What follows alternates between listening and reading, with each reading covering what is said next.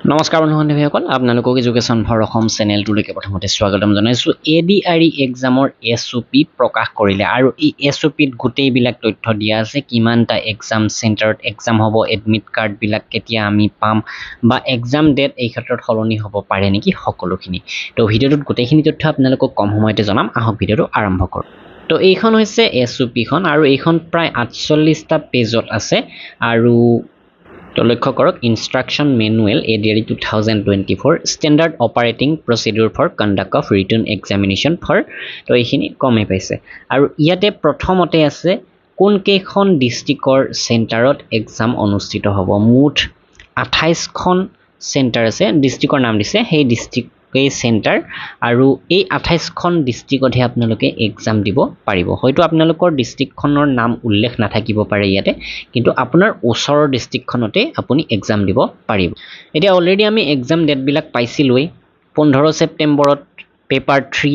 যিটো higher secondary লেভেলৰ post আটাইতকৈ বেছি কেণ্ডিডেট আছিলে 11,23,000 তাৰপাছত 29 ছেপ্টেম্বৰৰ ৰাতিপুৱাৰ ভাগত পেপাৰ 4 অৰ্থাৎ বেচেলৰ ডিগ্ৰী লেভেলৰ পোষ্টখিনিৰ আৰু আবেলি হ'ব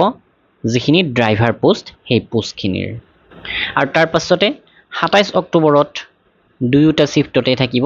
ৰাতিপুৱাৰ শিফটত HSLC কোৱালিফিকেশ্যন লগা গ্ৰেড 4 পোষ্টখিনিৰ আৰু আবেলি ক্লাছ 8 পাছ কোৱালিফিকেশ্যন লগা পোষ্টখিনিত ইয়াতেও যথেষ্টখিনি কেণ্ডিডেট আছে আৰু ইয়াৰ তলত এটা কথা লিখিছে যে the dates of the written test mentioned above আৰ টেণ্টেটিভ অৰ্থাৎ সম্ভাৱিত তাৰিখ এতিয়াও কৈ থৈ দিছে and may change if required কিন্তু এটা কথা কওঁ তাৰিখ সলনি নহয় তাৰিখ মতেই এক্সাম হ'ব আপোনালোকে মিছা আশা নকৰিব যদি কোনোবাই ভাবিছে আৰু দুদিনমান সময় পালে ভাল আছিল সেইটো নাভাবিব এই তাৰিখতেই এক্সাম অনুষ্ঠিত হ'ব কিন্তু কিবা কাৰণত ধৰি লওক কিবা অসুবিধা হ'ল তেনে ক্ষেত্ৰত বেলেগ কথা ডাঙৰ অসুবিধা হ'লেহে এই এক্সাম ডেট সলনি হ'ব পাৰে কিন্তু এক্সাম ডেট সলনি নহয় এই তাৰিখতে এক্সাম অনুষ্ঠিত হ'ব সেইটো খাটাং কৈ দিব পাৰোঁ আৰু এই এছঅপিখনত গোটেই তথ্যখিনি আছে এক্সামটো কণ্ডাক্ট কৰাৰ ক্ষেত্ৰত কি